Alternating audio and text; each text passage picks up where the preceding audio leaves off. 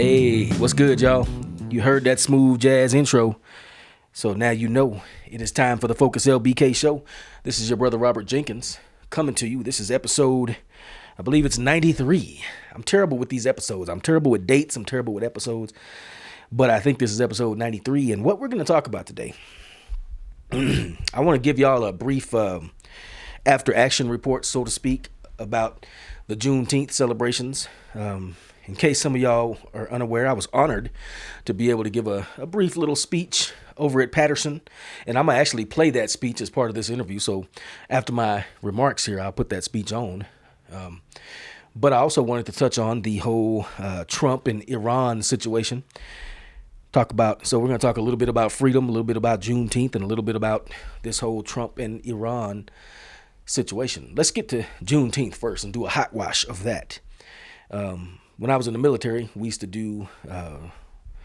call our after action reports a hot wash. You sit down and it's like after you've been in theater and your trucks and vehicles and equipment is all dirty, you come back and do a hot wash and get it all clean and see what falls off of it. So we're doing a hot wash or a recap of Juneteenth. So in my speech over at Patterson Library, one of the things that I talked about was some of the responsibilities of freedom.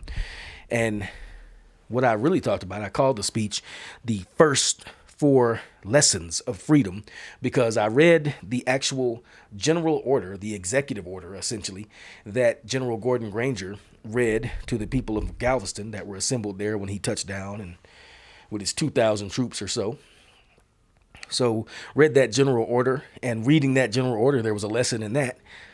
I'm also reading a book called Barracoon, by the story of the last black cargo, of the last black human cargo. It's by Zora Neale Hurston, and y'all are no doubt familiar with Zora Neale Hurston. Oh, her book, Their Eyes Were Watching God. Man, that book is exquisite. I read that in college, and that book is so good. It's one of those situations or those experiences in life that I wish I could take back. I wish I could go in my mind and remove all memory of reading that book. Why? That sounds paradoxical. I say it's a great book, but I wish I could remove all memory of reading it. Why? Because it was so good that the pleasure I experienced at reading that book the first time was so great, but you can only get it once. That book was so good, I read it all the way cover to cover in one sitting. And like the autobiography of Malcolm X, I think I turned around and read it again. Like the autobiography of Malcolm X, I read it. I started reading it like after school, like on a Friday one day in high school. And I read it all night. Didn't even go to sleep till like 6 a.m. And I read the whole book. It's a thick book too. I was like, that was exquisite. So I went to sleep. And I woke up. And when I woke up, I read the autobiography of Malcolm X again, cover to cover. So I read it twice in one weekend. That's how good it was. Well, this Zora Neale Hurston book, Their Eyes Were Watching God, was just that good too. I read it one time all the way through, and I think like a couple days later, like the next weekend, I read it again all the way through. And it's not that thick of a book, but it's great. It's a great story. And it turns out she wrote that book in I think she said 6 weeks.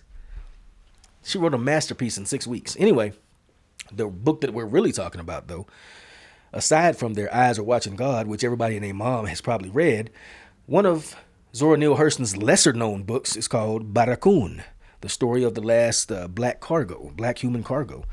And it concerns, just like you think, a black African man his name in America was Cujo Lewis. I forget. I'm not sure. He might have had a different name in Africa.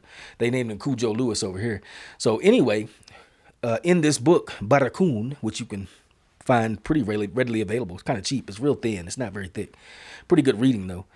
Typical Zora Neale Hurston, she writes in the dialect of the people who are speaking. So some people find that interesting. I do. I kind of like to see the dialect of African people at that time in history, and really of this time in history.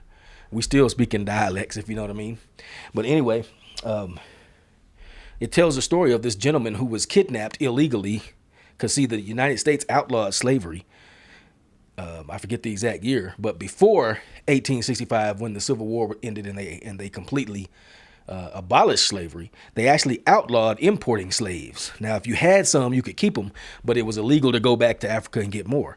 So for some reason, this dude in this book named Captain, oh man, his name is escaping me, but the captain in the book, it'll come to me in a moment. Captain Tom Meeher, I think his name was.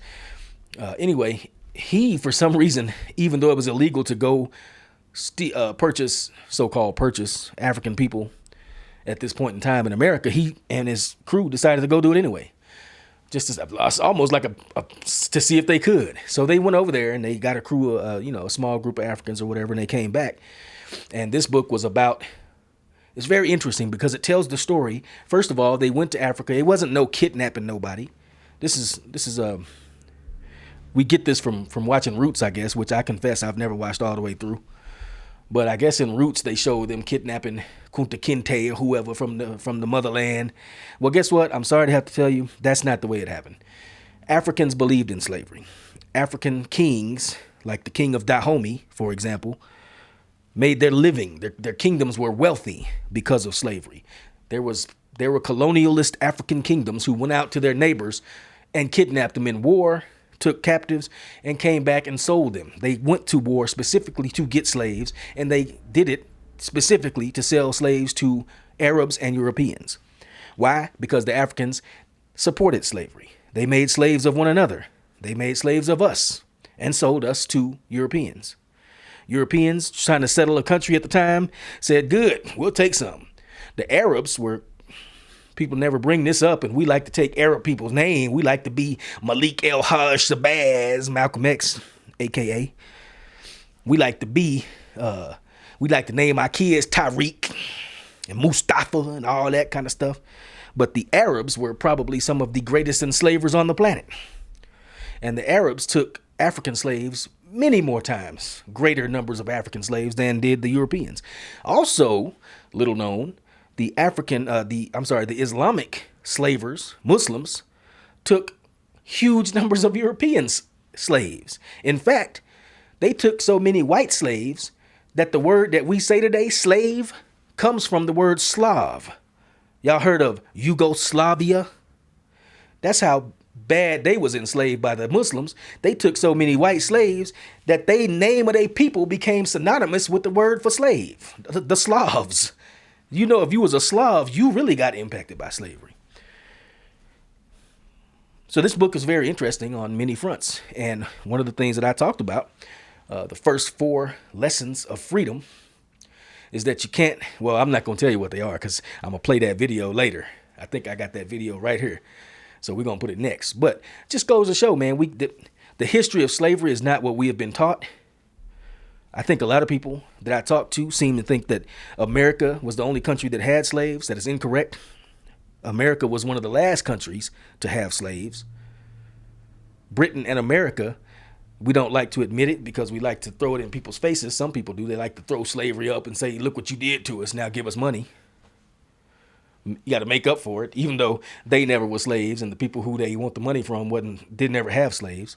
I think the slave owning class in this country was like 1% or 2% of the 1% or 2% of the whole population of America is all that ever actually owned slaves.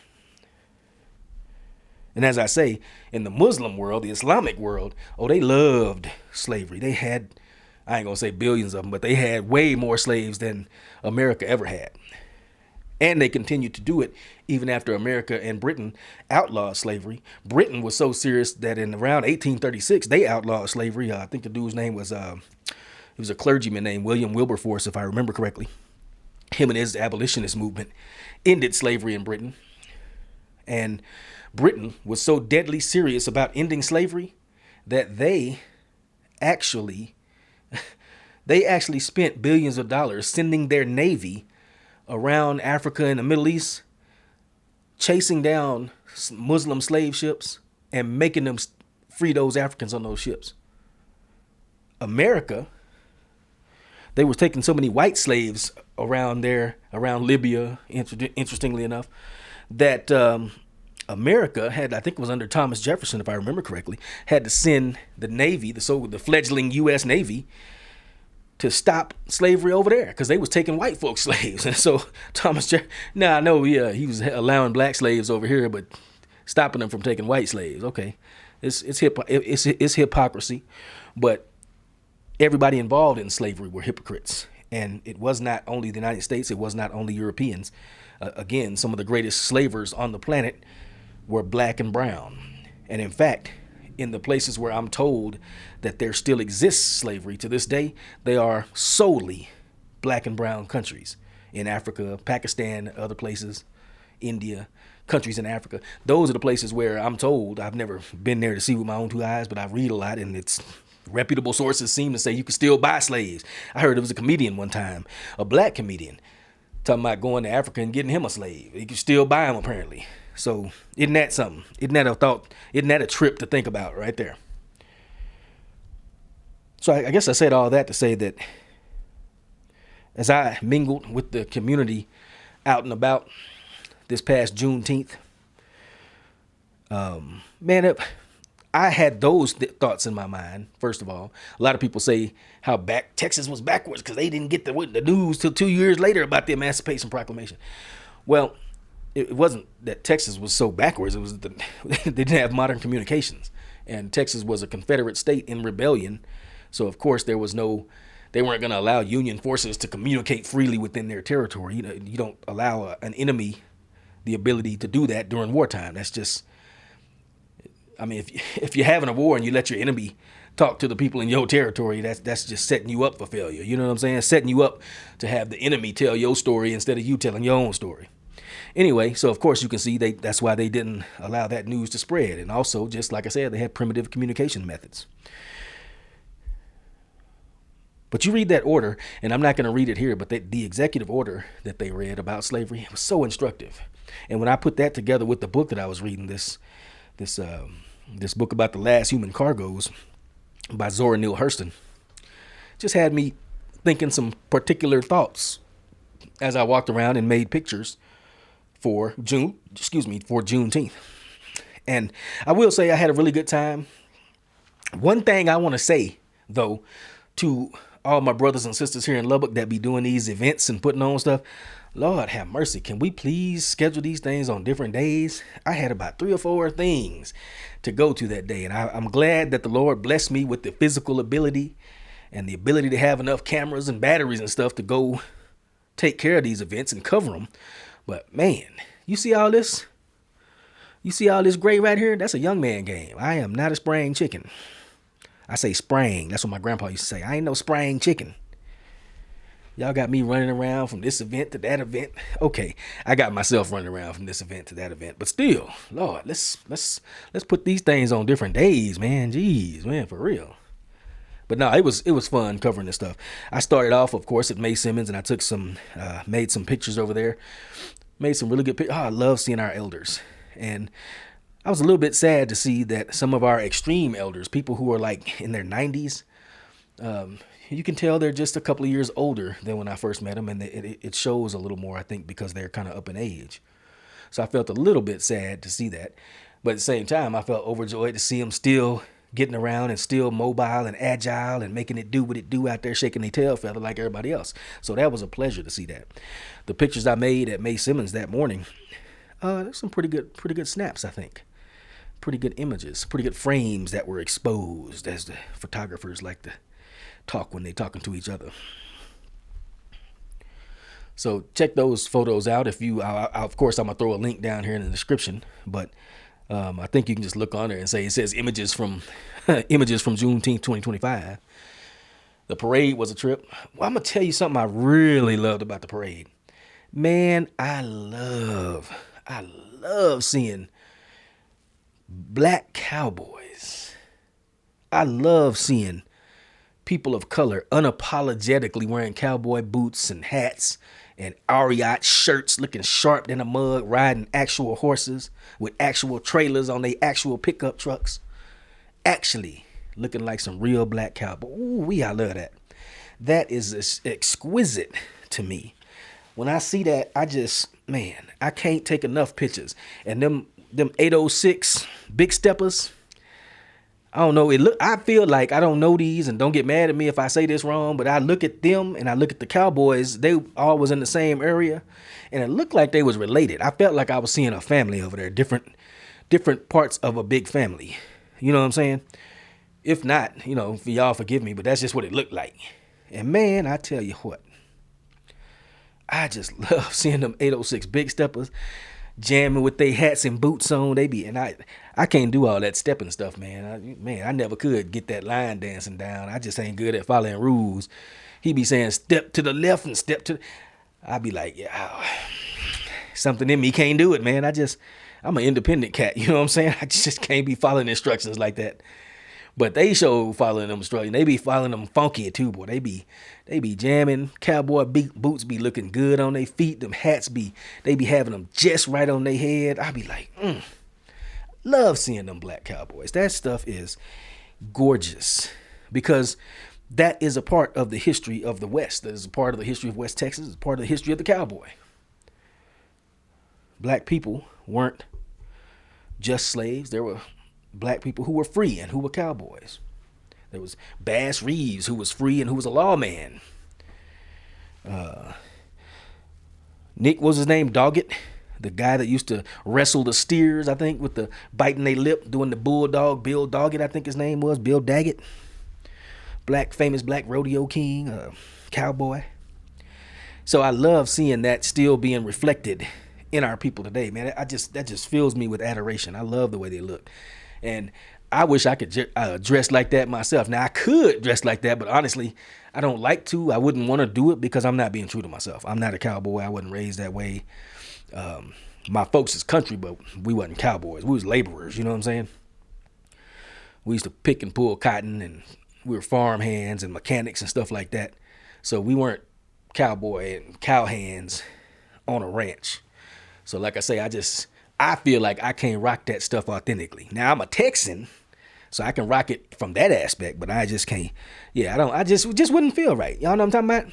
So that's another reason I love to see people who do it, and you can tell they do it too. You can tell it ain't no show. These cats are not all hat, no cattle.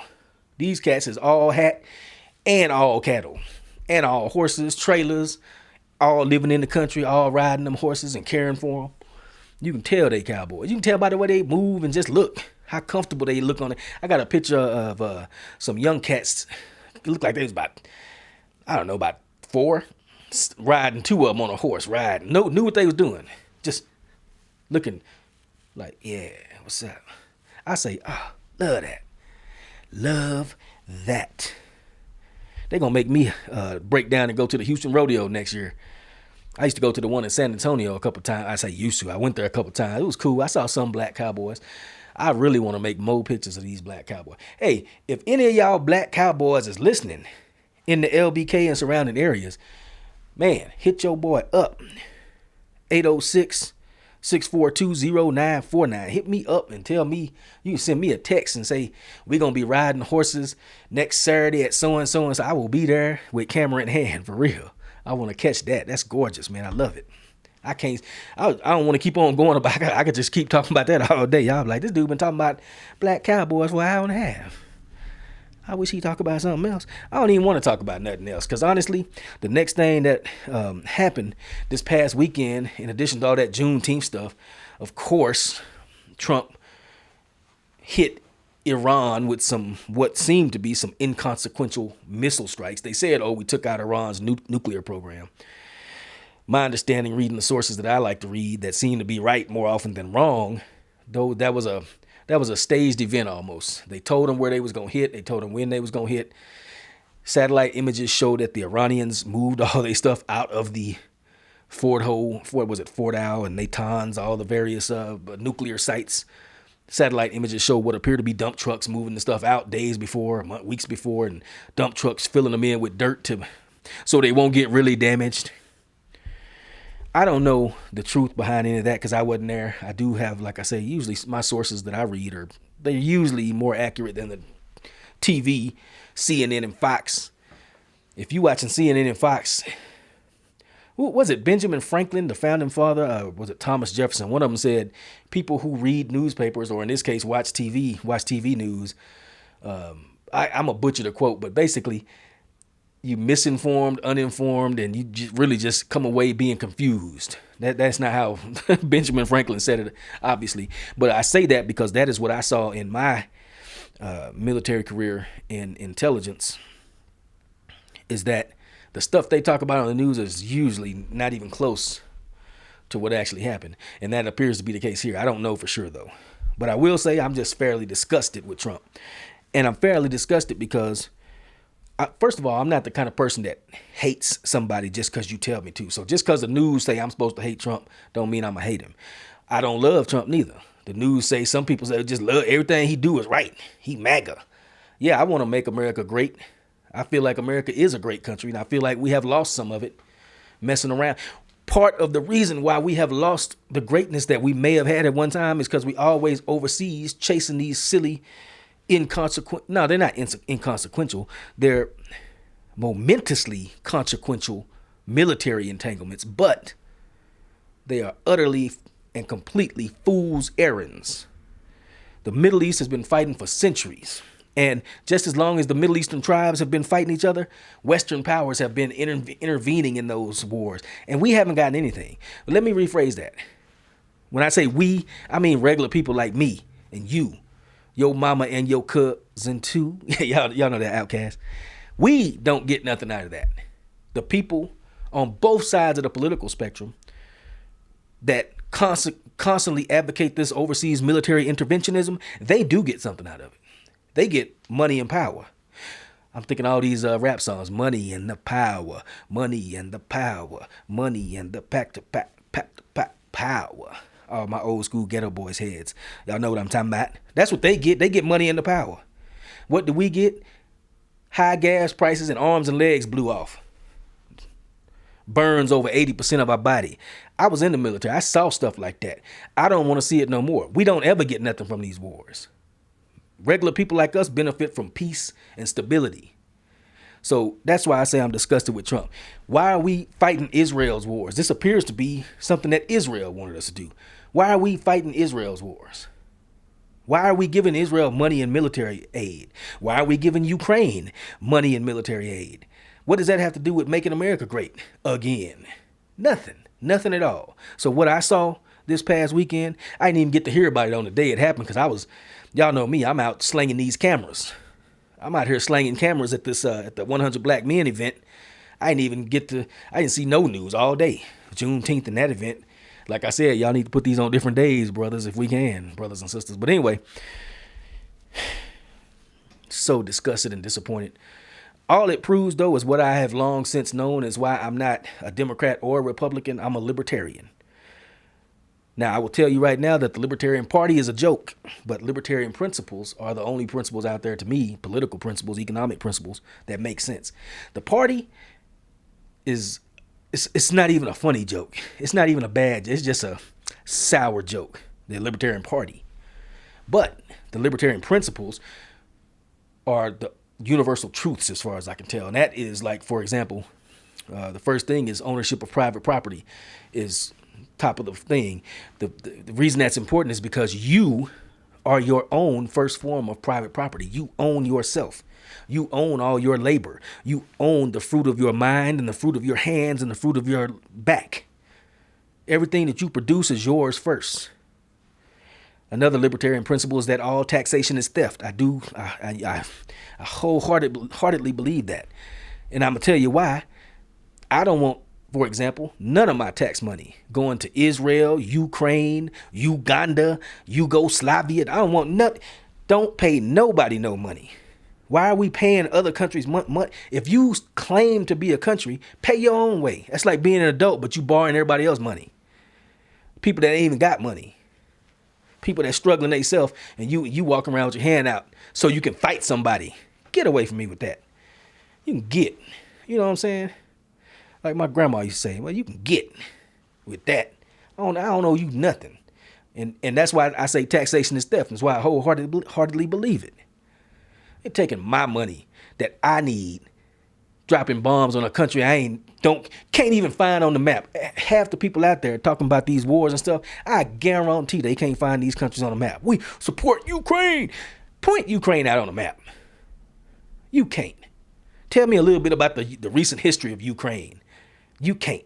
You don't even know that in 2014, the United States overthrew, what's his name, Yanukovych, who was a neutral guy and didn't want to mess with NATO or Russia. He just wanted to make Ukraine great again, basically. We came in there. I say we. They came in there. You know how they be talking about they. Who is they? The CIA, the State Department, Victoria Nuland, Barack Obama. That's who went in there and overthrew Yanukovych, I think that dude's name was, and put in this cat Zelensky, who, by the way, in case you didn't know, was a freaking comedian the week before he suddenly became the president. He was claimed to fame was playing the piano with one of his parts. I ain't gonna, this is a family show. I'll just leave it at that. So this is the fool we sending billions of dollars to. Why? That's theft. Give me my money back. I don't support that. You over here talking about Iran got nuclear bombs or they gonna have them soon. I was looking doing a little reading with some of my sources, not Fox News, not CNN, real analysts who know what they talking about. They were showing how they've been, what's his name? Netanyahu been saying Iran is 2 steps away from the bomb for like 40 years now. Literally 30 or 40 years they've been saying they're 1 step away from the bomb. They're gonna have the bomb within the month, within the year, within the week. Going back to like 1990 or 80 something. They playing us. Giving them blowing up they so-called nuclear sites. How is that making America great again? Like I say, I'm just pure OD disgusted because this whole thing, that's why I'm a libertarian, because both of them sides are fake, false, and play together. They get rich on the red side and the blue side. It's the Dallas Cowboys and the Washington Redskins. They get up on and give us the illusion of battling before and looking for control. But then they ain't fighting each other. The only thing they fighting over is who gets to actually be in power and make the decisions about where the money goes and where the bombs drop. That's what they fighting over. Fighting over who get to steal my tax money and your tax money and everybody else's tax money while not listening to the stuff that we say. The whole country overwhelmingly disapproves of this whole Iran fiasco. You know, they started Iran back in 1953. That's one of the first things the CIA did was go in there and overthrow the elected president of Iran. Dude named, I think his name was Mohammad Mossadegh. Overthrew him. It was Kermit Roosevelt, President Roosevelt's great grandson or somebody like that. Went in with the State Department, the CIA, overthrew Mohammad Mossadegh in Iran and put in the Shah, who was a brutal dictator. That's why Iran got beef with us.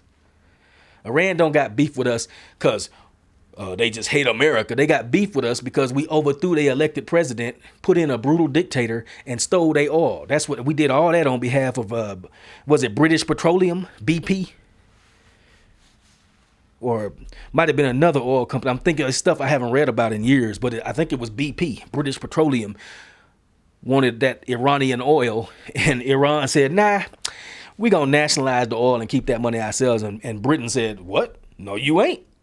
Hey, America, let's go, me and you overthrow Iran. Take they oil and gas. You know what I'm saying? That's why they hate us. Y'all seen a pattern here, by the way? How many times do we have to get a fake threat about weapons of mass destruction and then go overthrow a Middle Eastern country that haven't laid a finger on us with the supposed threat that, oh, they're gonna use nuclear weapons of mass. They ain't got no weapons of mass destruction. Our intelligence has been saying since who knows how long, for 30 years now, that they're not building a bomb. I don't care what Trump motivation was, what his motive, what is behind. I don't care what kind of deal he trying to make. That right there, dog, you a phony. You a fake. You just like everybody else. You know what I'm saying? That's why I don't play politics. Cause I don't like being made to feel like Boo Boo the Fool. You know what I'm saying? I don't support people that continually lie to me, no matter what color they suit is. What color tie they wearing, a blue or red? I want you to leave me alone, leave my money alone, stop stealing my money in taxes, stop stealing. You know what? You know, by the way, let's tie this into Juneteenth and slavery. Do you know what it is when people steal your money? When people force you, because a lie is force, by the way. When people force you to work but then take the fruit of your labor, that's called slavery. I thought we just celebrated the end of slavery in Texas. It's called slavery when politicians lie to you about what they doing and then take your money and use it for stuff you don't want it used for. That's stealing your labor. That's forcing you to work for something that you don't get the benefit of.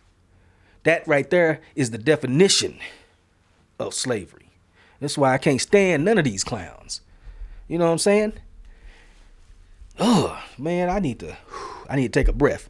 I need to say, just let it go. What I try to focus on, man, is, again, I try to focus on building strong relationships based on mutual interests, based on friendship, based on admiration for skills and knowledge and abilities, KSAs. This is the basis of how you make America great again, not dividing it in half, pitting the countrymen against each other, talking about football issues while you, and when I say you, I mean the politicians of both sides, steal people's money, time, effort, and labor to go run off on fool's errands overseas to do stuff which, if they do fight back, who is going to actually get hurt by this? Trump ain't going to get blew up. Joe Biden ain't going to get blown up. They ain't going to attack him. They're going to be blowing our legs and arms off. They're going to be killing our budgets, making us unable to balance our home budgets because everything is so high. That's who faces the consequences. You and me, regular people, we face the consequences of these fools' errands. And what does that make us if we keep electing these fools? If we keep squabbling over stuff that ain't even got nothing to do with us. This stuff, they don't squabble. They squabble on TV because they want to get that cheddar for their party or for their team or for themselves and their family. They want to get their kids on the board of Burisma, they crackhead son who on a computer doing crack and hookers, if you know what I'm saying. But somehow is on the board of a Ukrainian oil company making $80,000 a month with no qualifications whatsoever. That's what they are fighting over. They're not fighting for you or me. And like I say, don't be feeling like it's all one party. Kyle Rabel, who we interviewed on this show, had a piece in the Avalanche Journal talking about what happened to make America great. Yeah, I agree. But Kyle Rabel is pointing out Trump's faults, but he's not pointing out Democrats' faults, because Barack Hussein Obama, who Democrats love, or used to love anyway, I don't know if they love him anymore, he's the one that overthrew Libya for absolutely no reason. Colonel Muammar Gaddafi of Libya, the ruler of Libya at the time, literally gave up his weapons of mass destruction. Some of y'all may not remember that. You're too young, wasn't paying attention. Go back and look it up. He let weapons inspectors come in and verify that he ain't got no more weapons of mass destruction. Here they all are. Y'all can have them. And you know what happened? Soon as we got him, we was like, thank you, Colonel Gaddafi, for taking the bold step of relinquishing your weapons of mass destruction. Thank you so much. You're really a statesman. Get him, boys. Went in there and overthrew him just like that. So in other words, Iran would be fools to give up they WMDs if they got them. If they actually are trying to make them, they would be fools not to make them. Because when you don't have them is when you get your country invaded. If you got that big stick, you can tell everybody, hey, back up. Y'all better ease back, boy. You see these missiles I got back here. You see them tips on the missiles? Yeah, y'all know what it is. But you ain't got them WMDs. They'll run right over you. Went in there, Hillary Clinton, Barack Obama, Valerie Jarrett, went in there, overthrew that dude, unleashed chaos in Libya. From what I understand, there was literally slavery after they overthrew Colonel Gaddafi. There was literal slave auctions again. He was a strong man, true, but we overthrew him after he said, I'm sorry for any terrorism that I may have sponsored. Here's all my weapons of mass destruction. But why'd they do that? From my understanding, reading the newspapers and the articles back in the day, they said it was 2011, I think, 12 or whatever it was. They were saying that Colonel Gaddafi was unifying Africa and trying to make a Pan-African central bank that was backed by gold, where the currency was backed by gold. You can't have that. Central banks make money off of controlling the interest and credit of a country. They make you, founding father said that. Who was it? Was it Jefferson or Washington or one of them, Adams, said that if you allow a central bank to be installed in the United States, first by inflation and then by deflation, They will deprive the people of all their currency and credit, and you will wake up slaves in the country that your forefathers founded. Talking about Juneteenth and being slaves, let's talk about really being slaves. When a central bank, which is not federal, it's private, meaning private individuals own the U.S. central bank, own all central banks, by the way. They're all interconnected too, the way I understand. These are the forces that foment war. These are the forces that give countries the ability to wage war, because without a central bank, the country would have to tax its citizens and crush them under heavy taxes to wage war. But with a central bank, they just print money. Now, you don't see it at first until you start seeing that inflation, which is theft, by the way. Inflation is the worst form of tax because it's an invisible, slow form of tax that you wake up one day and your money doesn't buy what it used to, and you can't figure out why. It happens because the central banks print money when the country is not matching the production. If the country increased its production output and produced goods and services along with that money, the prices would stay relatively stable. But because you're working at this level still, but they're printing this much money, that causes inflation. That's theft. What is it when you work, when somebody forcibly makes you work, but you don't get the output from your own labor? Slavery, folks. It's called slavery. So we talking about Juneteenth and being free and the first 4 lessons of freedom. Think about that.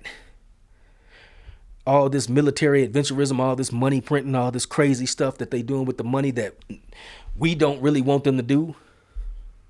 Both sides doing it. That's called slavery.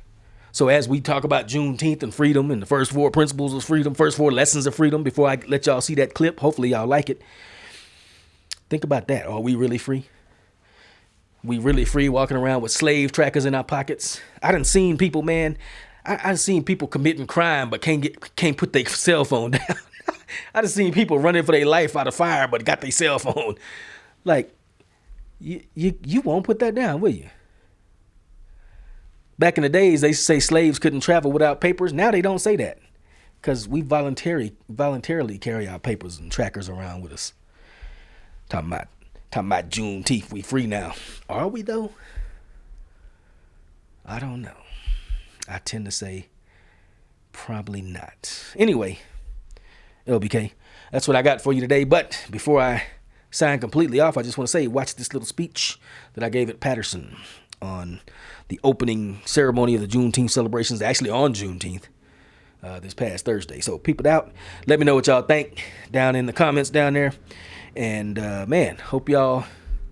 You know what? I wish y'all peace, and I wish there would be peace in the Middle East. Maybe if we stop giving money to both sides, there might be a little peace. All right. Talking of peace, let me say it. 2 digits, and I'm out.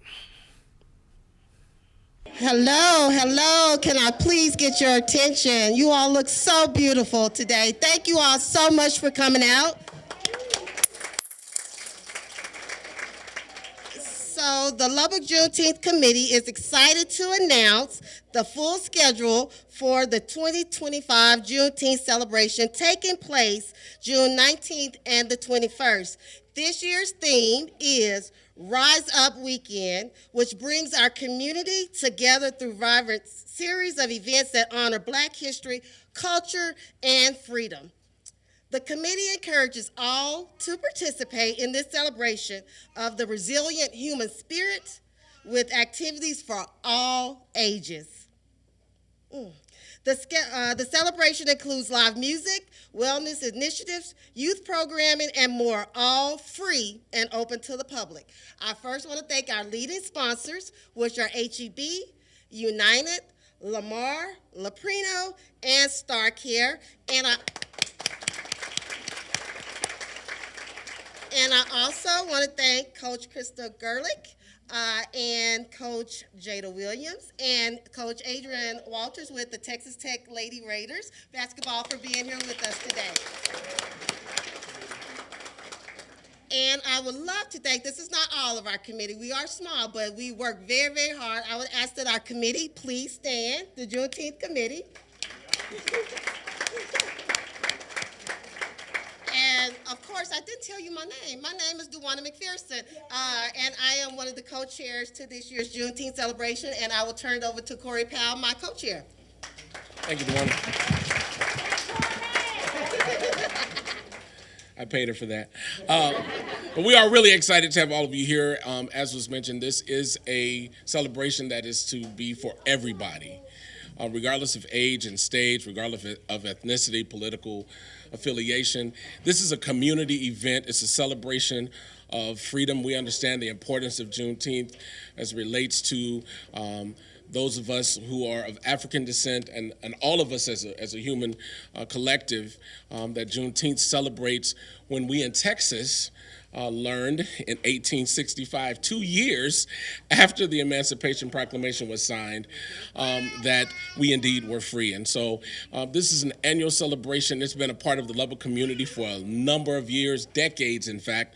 And so we've had different iterations of committees, but we're so thankful to be able to offer this celebration, and we're looking forward to all of you coming out.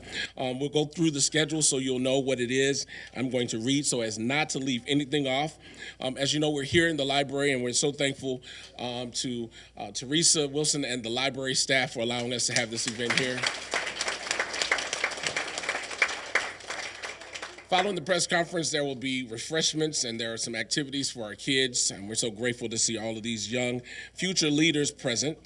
Tonight from 5 to 8 right here at the Patterson Branch Library, it's a glow-in-the-dark party, an evening for youth featuring silent disco, silent reading lounge, glow-in-the-dark games, and the dance-off, all hosted by our friends here at the library. So encouraging you all to come out for that.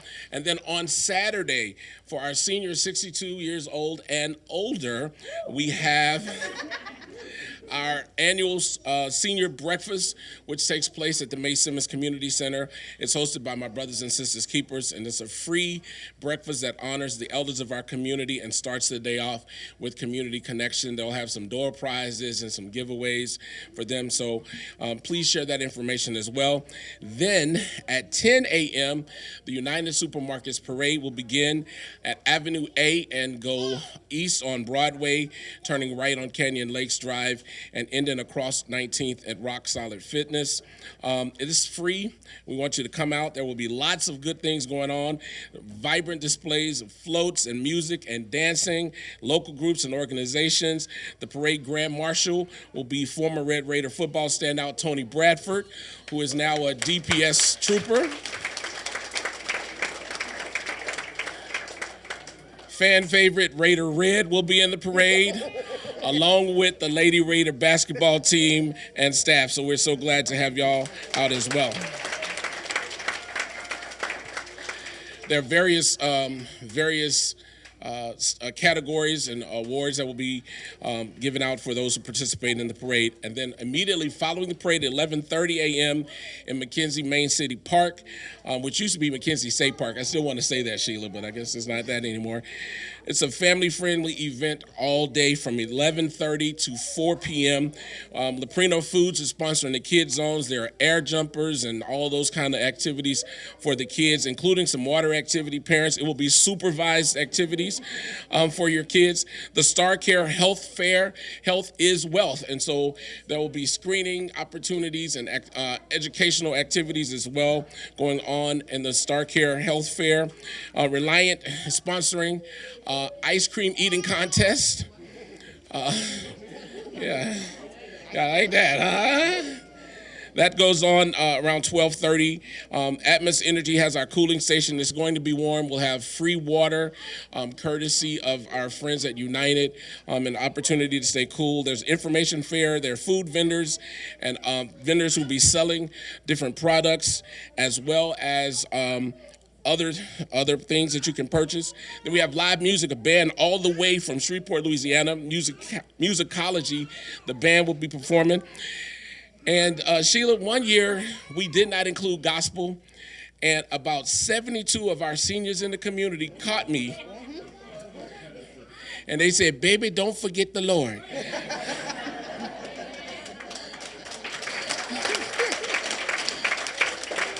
Never want that to happen.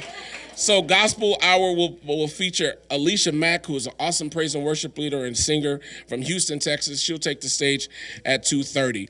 Then we take a break from 4 to 7, and we want you back in the park at 7 p.m. Bring your lawn chairs, bring your blankets. We will have a wonderful opportunity with food vendors again, high energy opportunity. For those of you who see these dances that everybody's doing and you want to learn how to do those line dances, we have somebody coming in to teach you the line dances. So bring your fans. Yeah, bring your fans. That's from 7 to 8. 7 to 8, we'll have opportunity, and we have a list. I think she's going to teach between 5 and 7 dances. And that gets you ready for the DJ that we have coming in all the way from Atlanta, Georgia, DJ Executive, who will take us all the way to the HEB fireworks show, which will begin at 9:45 p.m. So very good, fun day, a whole lot of activities going on. We encourage you to come out, be comfortable. We will have some Juneteenth hats for sale. And we were hoping we'd have the shirts today to show you, but we have some wonderful t-shirts that will also be available for purchase. All of the information that I just shared is on our website, LubbockJuneteenth.com. You can follow us on social media, Lubbock Juneteenth. We look forward to you being there. Thank you again for your time and your attention. Again, thanks to Teresa and the staff here. Thanks again to the committee. Some other members of the committee walked in. We look forward to seeing you all out this weekend. Have a great one.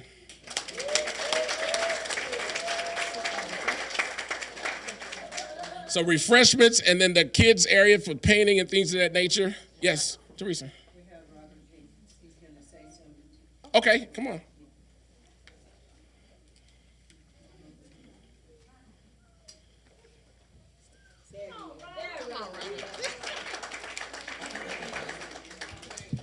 Y'all excuse that little delay. I had to get the camera focused on me. Ain't nobody back there running it now. So, yeah. So how y'all feeling on this official Juneteenth kickoff? Y'all feeling good? Y'all good? Good. I am too. You know the other name for Juneteenth is Freedom Day, right? So when Teresa Wilson, branch manager here at Patterson, asked me to come out and say a couple things, I was thinking to myself, what am I going to say? Everybody kind of knows the story of Juneteenth by now. What can I say that would be worth saying? So as I was looking back, doing a little bit of research, I looked at the primary sources, the order itself, the executive order, order number 3, that General Gordon Granger read off to the people there in Galveston. And when I was reading it, the last sentence caught my attention. I say, oh, yeah, that's a lesson right there. That's one. And I was reading this book right here at the same time. It's by Zora Neale Hurston. Y'all know her, Their Eyes Are Watching God. This is another one of her books, not so well known. It's called Barracoon, the story of the last black cargo. And what this is, one of the last few people to be sold in Africa and shipped over here into slavery, small group of people. This is the story of one of those gentlemen. So she sat down with him in like 1929 and got his whole story. And when I was reading that, I saw a couple other things, and I say, that's about 4 things. You put them all together, that's what you might even call them the first 4 lessons of freedom. So that's what I'm gonna talk about real quick. I ain't gonna hold y'all up. I know they got hot dogs or something out there. So let me pull out my electronics like these kids do. And I'm gonna look at this executive order. So General Gordon Granger pulled up and he read the following to the people that were assembled there in Galveston. He said, "The people of Texas are informed that in accordance with a proclamation from the Executive of the United States, all slaves are free. This involves an absolute equality of personal rights and rights of property between former masters and slaves, and the connection heretofore existing between them now becomes that between employer and hired labor. The freed are advised to remain at their present homes and work for wages." This is the part that caught my attention. All that was interesting, but this is what really caught my attention. He said, "They are informed that they will not be allowed to collect or gather at military posts, and that they will not be supported in idleness, either there or anywhere else." And I said, that sounds like a lesson right there. So the first lesson of freedom, or the 4 lessons of freedom that I gleaned doing my little research, the first lesson is you will not be allowed to be idle and get supported. So in other words, the government, you might have thought freedom came from the government, but what came from the government was the announcement, the proclamation. After that, they basically said, y'all free, now get. That's the first lesson. True freedom might not come from the government. So going to this book right here, Barracoon, the story of the last black cargo. Again, this was a grown man that was sold in Africa. So he remembers being free in Africa and owning land and stuff like that. And then he got shipped over here and was enslaved for about 6 years. Then he was freed. So he remembers being a slave, being free, being a slave, and then being free. So he said they were out unloading some cargo off of a ship. And some Union soldiers saw him on the banks and they said, hey, you guys, y'all ain't got to do that no more. Y'all free. And he said him and his compatriots was like, all right, word. So they put the stuff down and came onto the shore. And the first thing they realized was, wait a minute, we can't go back to the place that we just lived. We have no place to go. That's what they said. You can't collect around these military posts. So they said, well, let's go ask Captain Tom Mayer, who was their owner, if you can own a human being. Let's go ask him, since we worked this land for all these years, let's go talk to him and see, hey, can you give us this land for free? Since we worked it for you for 6 years? Captain Tom looked at him and he literally said, quote, you a fool. Said, you think I'm going to give you property on top of property? You was my property, now I ain't got that, and you think I'm going to give you land too? Laughed in his face. So the second lesson that I gleaned from that was, the first lesson, you can't necessarily expect freedom from the government. You can't also expect freedom from your former oppressor. So the next thing, Cujo, this gentleman's name that was enslaved in America, his name was Cujo Lewis. The next thing they did, it's warm in here, man. Or maybe I'm nervous, I don't know. So the second lesson was you can't necessarily expect freedom from your former oppressor, right? So the third lesson, him and his boys, they said, well, let's go back and talk to the group and see what we're going to do. They said, I know what we can do. It just so happened that there was a ton of other black people that were already enslaved in the United States at the farm that they was on. So they said, well, let's go ask them if they'll help us get some land and do all this stuff that we need to do to take advantage of our freedom. So they went and asked those people, and guess what the African Americans, I guess you would say, told them? They said, y'all some ignorant savages. Y'all crazy in the mug. You think we're going to help you? Laughed at them. I say, man, that sounds like a lesson. So I guess the third lesson is don't expect help in being free from people who look like you. So that's 3 of the 4 first lessons of freedom. The fourth, and I'm going to try to be real quick. I know y'all hungry. The fourth lesson, they looked at each other and said, man, we done went to the government. They ain't going to give us. Went to Captain. He ain't going to do it. Went to the other black people that was already here. They ain't going to do it. They said, you know what we got to do? We're going to have to buckle down, work hard, save all our money up, and buy our own land and build our own houses on it and plant our own crops. So that's what they did. He said they ate molasses and bread for ain't no telling how long, weeks, months. They got up a huge sum of money, which, back in those days was a huge sum. Went to Captain Tom and said, hey, now can you sell us this land? And of course he said, oh yeah, sure can. And Cujo says, by the way, he says, and Captain Tom didn't even discount it 5 cents. He wanted the whole price. So they gave him the money, got the land. They immediately divided it up. Cujo got 1.5 acres. They helped each other build their own homes. They helped each other plant crops. Next thing you know, they're blooming and flowering in place. Fourth lesson there to me was, you don't ask other people for freedom. You got to go out and work and make it happen, Captain. That's a saying that I always tell my family. You got to make it happen, Captain. You got to get out there and do it. And then there's one other thing. That's the 4 lessons of freedom, the first 4 lessons of freedom. Another one of the lessons was this is a bonus lesson, after they got everything squared away and got their houses built and everything was kind of going good, then another brother that was free already named Free George, I love how they just name him, he's free, so he's Free George.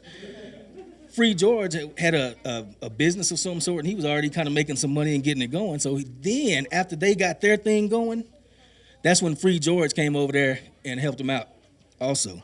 And I said, maybe the bonus lesson is once you are making moves towards your own freedom, other people that have the like minds will gather with you and help you. So y'all, I ain't gonna take up too much more time. Thank y'all for listening. This has been the first 4 lessons of freedom. Thank you.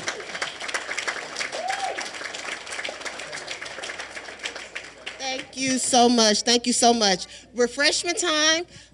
Please enjoy yourself, help yourself. There's hot dogs outside and there's activities for the kids.